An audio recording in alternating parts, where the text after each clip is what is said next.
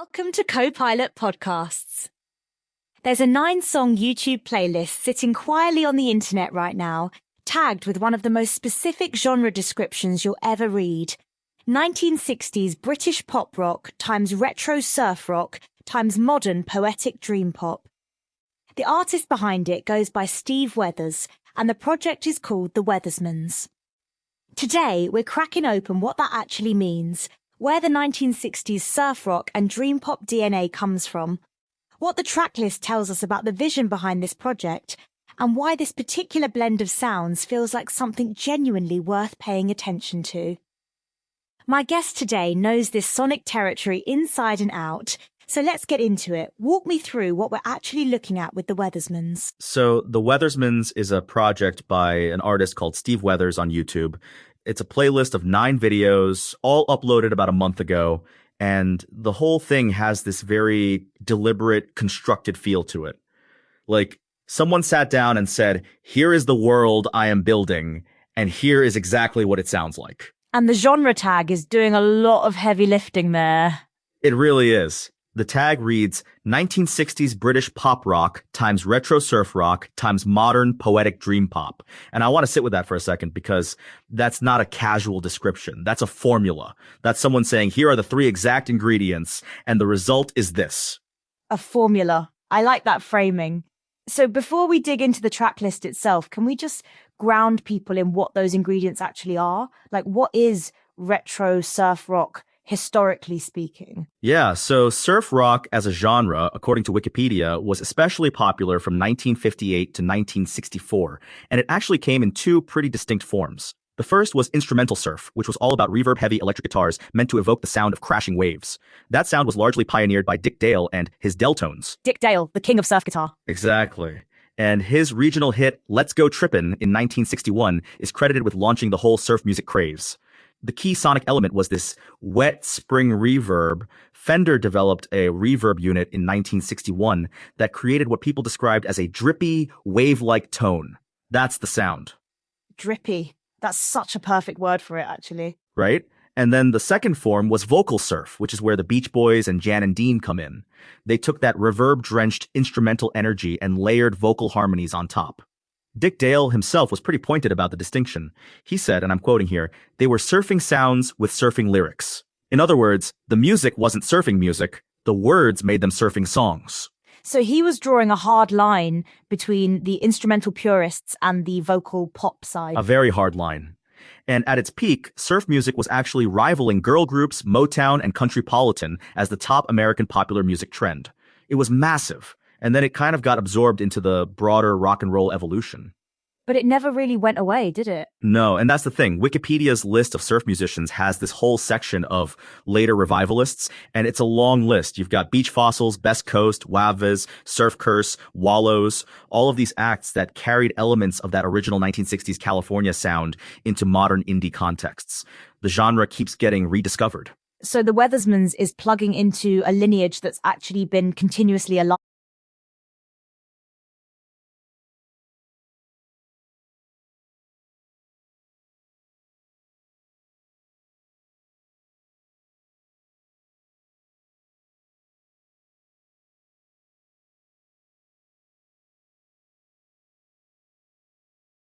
Not just reaching back into a museum. That's a really good way to put it. It's not nostalgia for nostalgia's sake. It's more like this sound has been getting passed forward, and Steve Weathers is picking up the thread and adding their own twist to it. Okay, so that's the surf rock piece. What about the dream pop side? Because that's a very different texture. It is, yeah. Dream pop it's lush, it's atmospheric, it's layered. Wikipedia's list of dream pop artists includes acts like Beach House, Mazzy Star, Cocteau Twins, Lana Del Rey, My Bloody Valentine. The common thread is this kind of hazy, immersive quality where the sound wraps around you rather than hitting you directly. So it's almost the opposite energy from surf rock in some ways.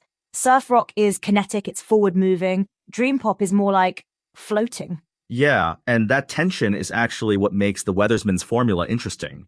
You've got this driving, wave-chasing energy from the surf side, and then this dreamy, poetic softness from the dream pop side, and then the 1960s British pop rock element, that's your melodic directness, your hooks, your sense of song structure. The Beatles, the Kinks, that whole world. Exactly, that world. And when you put those three things together, the reverb and momentum of surf rock, the atmospheric texture of dream pop, and the melodic clarity of 1960s British pop, you get something that could feel very specific and very alive at the same time.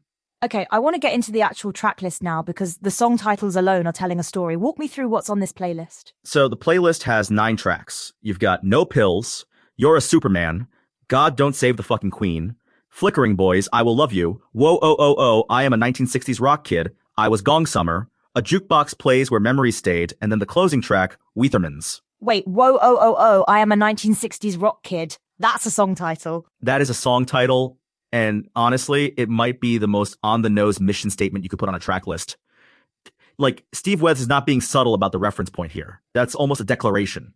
It's like putting your thesis statement in the middle of the album. Right. And then you've got A Jukebox Plays Where Memories Stayed, which is doing something completely different. That's the dream pop, poetic side. That's imagery. That's atmosphere. That's a line that could be a lyric from a Mazzy Star song. And then God Don't Save the Fucking Queen is sitting right there in the middle of all of this. Which is the British pop irreverence, right? That's the punk edge of 1960s British culture.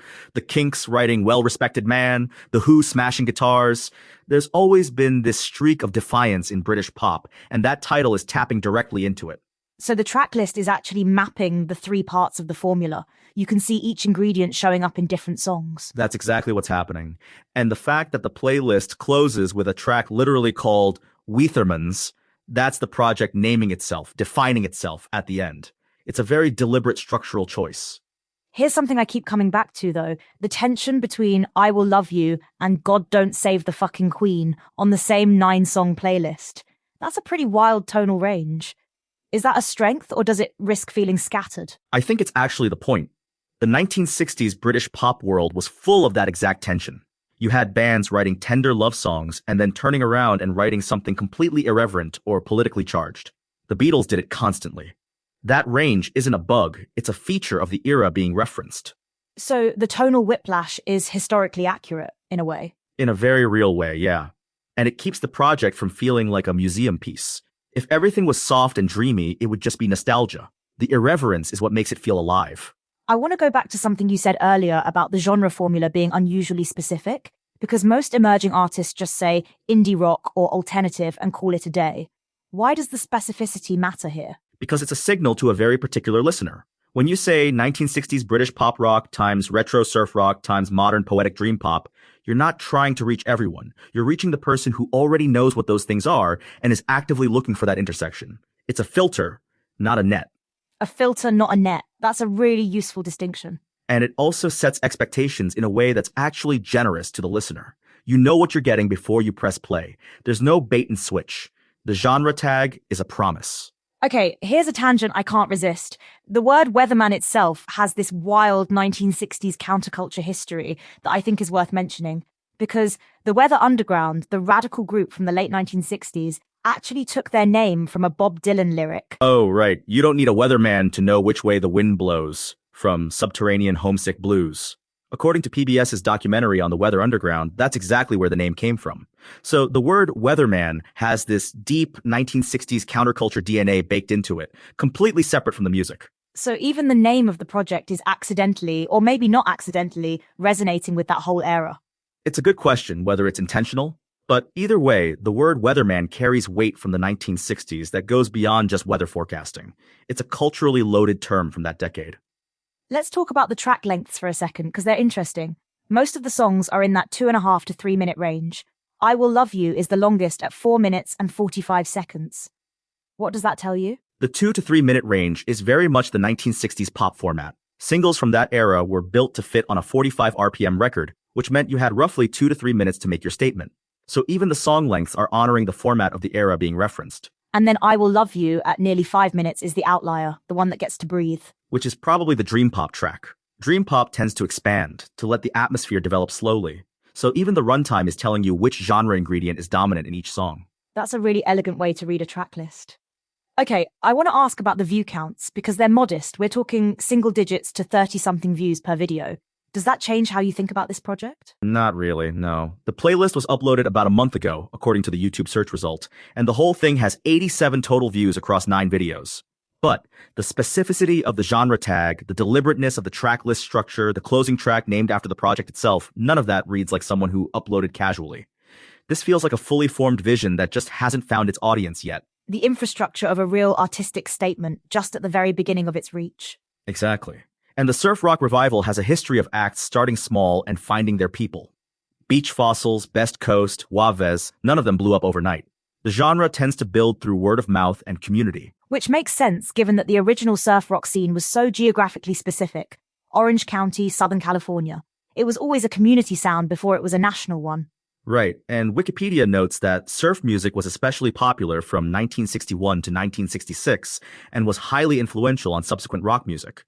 The influence spread outward from that very specific California scene. So there's precedent for a niche sound becoming something much bigger. Let me push back on something, though. The dream pop genre is pretty crowded at this point. Wikipedia's list of dream pop artists is enormous. Beach House, Cocteau Twins, Lana Del Rey, My Bloody Valentine, Slowdive, the list goes on and on. What makes the Weathersman's approach feel distinct rather than just another entry in a long list? The surf rock element. Most dream pop acts lean into the shoegaze or ambient side of things. The reverb is there, but it's used for texture, not momentum. What surf rock brings is forward motion, that driving, wave-chasing energy. Combining that with dream pop's atmospheric quality is actually a less common move than you'd think. So the surf rock is the thing that keeps the dream pop from getting too still. That's a good way to put it. And then the 1960s British pop element adds the melodic clarity, the hooks, the song structure that keeps the whole thing from getting too abstract. Each ingredient is doing a specific job. It's like a three-legged stool. Take any one of those legs away and the whole thing tips over. That's actually a perfect analogy. Without the surf rock, it's just another dream pop project. Without the dream pop, it's a retro novelty act. Without the 1960s British pop structure, it's atmospheric but shapeless. All three have to be there. I keep coming back to the title No Pills as the opening track. There's something interesting about leading with that, especially given that the surf rock and dream pop worlds both have this association with altered states and escapism. It's a provocative opener. And it's worth noting that the surf rock era itself was deeply tied to a kind of escapism, the California dream, the beach, the freedom. But No Pills as a title suggests something more grounded, more present. It's like the project is saying, we're going to evoke that world, but we're not going to disappear into it. Nostalgia with eyes open. That's a really clean way to say it. And modern poetic dream pop, in the genre tag, the word modern is doing work there. It's not just dream pop, it's modern dream pop. The project is aware of its own present tense existence even while it's reaching back. Okay, let's talk about Flickering Boys, because that title is doing something different from the rest of the track list. It's more imagistic, more abstract. Yeah, Flickering Boys has that quality of a film still, something caught in motion, slightly blurred. That's very dream pop in its sensibility. The word flickering suggests light, impermanence, something that's there and then gone. It's a more interior title than something like You're a Superman. And You're a Superman, which, by the way, is spelled without the apostrophe, which feels intentional. That's much more direct, almost conversational. The lowercase titles throughout the playlist are worth noting too. Everything is lowercase. No Pills, I Will Love You, I Was Gong Summer. That's an aesthetic choice that a lot of indie and dream pop acts use to signal a kind of casual intimacy. It's anti-formal. Anti-formal, but very deliberate, because you don't accidentally lowercase everything. That's a consistent stylistic decision. Exactly. And it fits with the 1960s British pop sensibility in an interesting way. That era had its own anti-establishment streak, its own rejection of formality. The lowercase is a modern version of that same impulse. What about I Was Gong Summer? That one feels like it might have a typo, gong instead of gone, but I'm not sure. It could be a typo, or it could be intentional. The search result lists it as I Was Gong Summer. And in the context of a project that's already playing with unconventional spelling and lowercase aesthetics, it's hard to know. But Gong Summer as a phrase has this almost onomatopoeic quality. A gong is a resonant, sustained sound, which is very dream pop. So even if it started as a typo, it might have earned its place. That's the thing about art. Happy accidents become intentional in retrospect, and the surf rock tradition actually has a history of that. Dick Dale's reverb sound was partly the result of experimenting with equipment in ways that weren't originally intended. Okay, so when you step back from all of this, the track list, the genre formula, the sonic ingredients, what's the bigger picture of what the Weathersmans is trying to do? I think it's building a very specific emotional world. The 1960s surf rock and British pop references aren't just aesthetic choices, they're pointing to a particular feeling. That era had this quality of being simultaneously carefree and charged with something underneath. The dream pop layer adds depth and interiority to that. And the modern poetic part is the present tense voice speaking through all of it. So it's not about recreating the 1960s, it's about using the 1960s as a language to say something new. That's exactly it. And the track list closing with Weathermans, the project naming itself at the end, suggests that Steve Weaths is aware of building something with a defined identity. It's not just a collection of songs, it's a world with a name. Here's what this really comes down to, I think. The Weathersmans is a project that's doing something genuinely specific in a landscape where specificity is rare. The genre formula, 1960s British pop rock times retro surf rock times modern poetic dream pop, is a promise, and the track list is the delivery of that promise. And the surf rock lineage gives it real historical grounding. According to Wikipedia, surf music was especially popular from 1961 to 1966 and has been revived repeatedly since. The Weathersmans is plugging into a tradition that has proven it can keep finding new audiences across decades. The reverb-heavy electric guitar that was meant to sound like crashing waves in 1961 is still crashing in 2026, just in a different form. And the dream pop layer is what makes it feel timeless rather than retro. Dream pop artists like Beach House and Mazzy Star have built entire careers on that atmospheric, immersive quality. The Weathersmans is borrowing that durability. So for anyone listening who wants to actually engage with this project, what's the move? Find the playlist on YouTube under Steve Weaths. Start with Weathermans, the closing track, to understand what the project thinks it is. Then go back to No Pills at the beginning and listen through in order. The track list is structured, so the sequence matters. And pay attention to the titles as you go, because as we've been talking about, the titles are doing real work. They're mapping the 3 ingredients of the formula across the 9 songs. Exactly. A jukebox plays where memories stayed is the dream pop. Whoa, oh, oh, oh, I am a 1960s rock kid is the surf rock and British pop declaration. God don't save the fucking queen is the irreverence. Once you know what to listen for, the whole thing clicks into place. And that's the thing about a project this specific. Once it clicks, it really clicks. You either get it or you don't, and if you get it, you're probably going to want more of it. Which is exactly what a filter rather than a net is designed to do. It's not trying to reach everyone, it's trying to reach the right people deeply. Somewhere out there, a jukebox is playing where memories stayed, and Steve Weathers is the one who put the record on. That's the Weathersmans. Thanks for joining us on Copilot Podcasts. Go find the playlist, listen in order, and let the wave take you.